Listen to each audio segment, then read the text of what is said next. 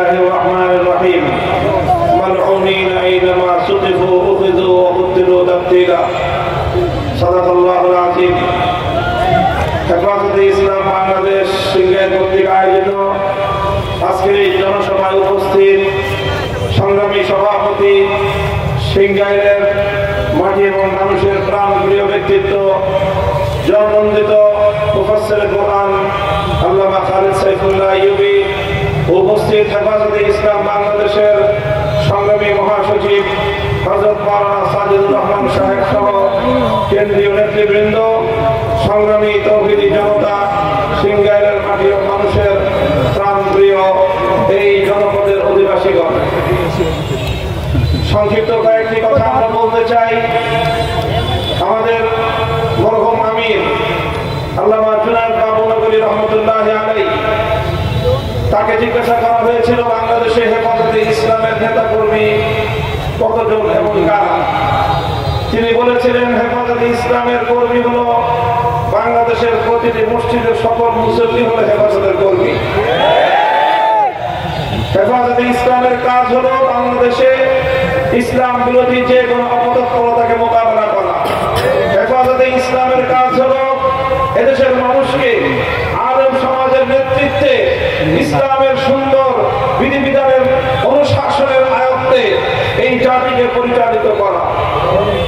এজন্যই বিগত সরকার, আওয়ামী দুঃশাসনের সরকার, ফ্যাসিবাদী স্বৈরাচারী শেখ হাসিনার সরকার বারবার চেষ্টা করেছিল হেফাজতে ইসলামের কণ্ঠকে স্তব্ধ করে দিতে। বিগত সময়ে এদেশে আলেম সমাজের উপর সবচেয়ে বেশি দমন পীড়ন চালিয়েছিল পতিত এই স্বৈরাচারী সরকার। আমরা লক্ষ্য করেছি 2013 সাল এবং 2021 সালে যেভাবে হেফাজতে ইসলামের উপর দমন পীড়ন চালিয়েছিল, শেখ হাসিনা এবং তার দোসরেরা মনে করেছিল হেফাজতে ইসলামকে নির্যাতন করলে দমে যাবে, হেফাজতে ইসলামের উপর হত্যাযজ্ঞ পরিচালনা করলে এদের কণ্ঠ স্তব্ধ হয়ে যাবে। বারবার প্রমাণ হয়েছে জুলুমের মাধ্যমে, নির্যাতনের মাধ্যমে, স্টিমরোলার চালিয়ে অন্য কাউকে ভয় দেখানো যায়, ইসলামের সৈনিকদেরকে দমিয়ে দেওয়া যায় না। তারা বারবার একই চেষ্টা করেছিল, এদেশে কোরআনের আওয়াজকে বন্ধ করে দিতে চেয়েছিল। প্রতিটি জেলায় জেলায় কোরআনের মাহফিলগুলোতে 144 ধারা জারি করে এদেশের মানুষের কাছে কোরআনের বাণী পৌঁছানোর ক্ষেত্রে তারা প্রতিবন্ধকতা তৈরি করেছিল। এই মাওলানা খালিদ সাইফুল্লাহ আইয়ুবী সাহেব অনেক জায়গায় সেই কথার সম্মুখীন হয়েছেন। প্রতিটি জেলায় জেলায় আমার মাহফিলগুলোতে 144 ধারা জারি করে আমাদের কণ্ঠকে, কোরআনের বাণীকে বাংলার মাটি থেকে মুছে ফেলবার পায়তারা চালিয়েছিল। ইন্না নাহনু নাযালনা যিকরা ওয়া ইন্না লাহু লাহাফিজুন। শেখ হাসিনা নিশ্চিন্ত হয়ে যাবে, আল্লাহর কোরআনের আওয়াজ তুমি তোমার দোসরেরা নিশ্চিন্ত করতে পারো নাই, ভবিষ্যতেও পারবে না ইনশাআল্লাহ। আজকের এই সময়ে স্পষ্ট কয়েকটি কথা বলতে চাই। এক নম্বর কথা হলো এই, বিগত সরকারের দোসরেরা তারা চেষ্টা করেছিল বাংলাদেশের শিক্ষা ব্যবস্থাকে হিন্দুত্ববাদে পরিচালিত করে হিন্দুত্ববাদী আগামী একটি প্রজন্ম গড়ে তুলতে। এদেশের মানুষ বুকের রক্ত দিয়ে সেই ষড়যন্ত্রকে মোকাবেলা করেছে। আমরা অন্তর্বর্তীকালীন সরকারকে বলতে চাই, আমরা যেভাবে বাংলাদেশের মুসলমান, বাংলাদেশের মানুষ যেভাবে হিন্দুত্ববাদকে বরদাস্ত করে নাই, নাস্তিকবাদকেও বরদাস্ত করবে না। শিক্ষা ব্যবস্থায় নাস্তিকবাদ প্রতিষ্ঠা করবার যে কোনো পায়তারা, যে কোনো মূল্যে আমরা রুখে দাঁড়াবো। এটা আমার আগামী দিনে আমাদের জাতির অস্তিত্বের প্রশ্ন, আমার ভবিষ্যৎ প্রজন্মের ঈমান এবং আকীদার প্রশ্ন। এই প্রশ্নে কাউকে একচুল পরিমাণ ছাড় দিতে আমরা প্রস্তুত নই। দ্বিতীয় নম্বর কথা, কিছু আইনের সংস্কারের নামে বাংলাদেশে পাশ্চাত্যের বেহায়াপনা, অশ্লীলতাকে আমদানি করবার পায়তারা চালানো হচ্ছে। আন্তর্জাতিক মানবতা বিরোধী যে আইন, সেই আইনে সংস্কারের প্রস্তাব এনে ট্রান্সজেন্ডারের নামে সমকামিতা আমদানি করবার দুর্বিসন্ধি চলছে। 2 নম্বর, ম্যারিটারিয়াল রেট নামে বৈবাহিক ধর্ষণ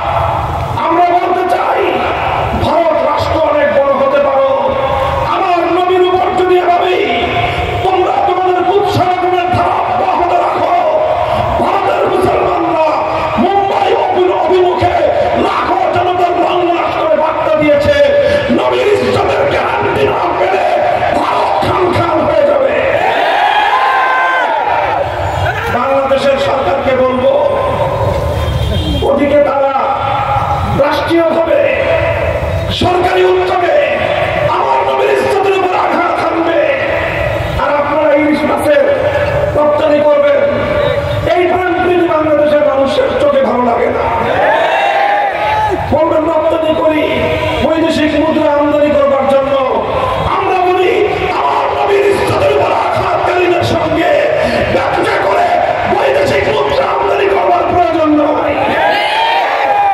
আমরা পেটে পাথর বাঁধবো, নবীর উপর আক্রমণকারীদের সঙ্গে কোনো আপোষ নাই। ভারতের রাষ্ট্রদূতকে তলব করেন, সতর্ক করেন, যদি সতর্ক না হয় প্রয়োজনে কূটনৈতিক সম্পর্ক ছিন্ন করেন। আমার নবীর ইজ্জতের উপর আক্রমণ আমরা বরদাস্ত করি না। কাদিয়ানী সহ যারা আল্লাহর নবীর খতমে নবুওয়াতের উপর আক্রমণ করে, নবীর ইজ্জতের উপর যারা আক্রমণ করে, সংসদে আইন তৈরি করে এই সকল অপতৎপরতার দুয়ার বন্ধ করতে হবে। আমাদের সেই দাবি আমরা আবার জানিয়ে রাখি, আল্লাহর নবীর ইজ্জতের বিরুদ্ধে, নবীর সম্মানের উপর কটূক্তিকারী মুরতাদের জন্য সর্বোচ্চ শাস্তির বিধান, মৃত্যুদণ্ডের আইন চাই আমরা। সংগ্রামী সাথী ও বন্ধুগণ, ইনশাআল্লাহ আলেম সমাজের সাথে আপনারা আছেন তো? আমরা ক্ষমতার রাজনীতি করি না, আমরা ক্ষমতার রাজনীতি করি না, আমরা মানুষের জন্য রাজনীতি করেই করবে। আমরা ইসলামের সম্মান রক্ষা করার জন্য রাজনীতি করি। হেফাজতে ইসলাম বাংলাদেশ অরাজনৈতিক সংগঠন। অরাজনৈতিকের অর্থ হল কোন দলীয় রাজনীতি হেফাজতে ইসলাম করে না, কিন্তু ইসলামের উপর আঘাত আসলে এক মুহূর্তের জন্য হেফাজত অতীতেও নীরব থাকে নাই, ভবিষ্যতেও নীরব থাকবে না। কথাগুলো বুঝলে ভালো হবে, না বুঝলে কিভাবে বুঝাই দিতে হয় সেই ভাষাও আমাদের জানা আছে।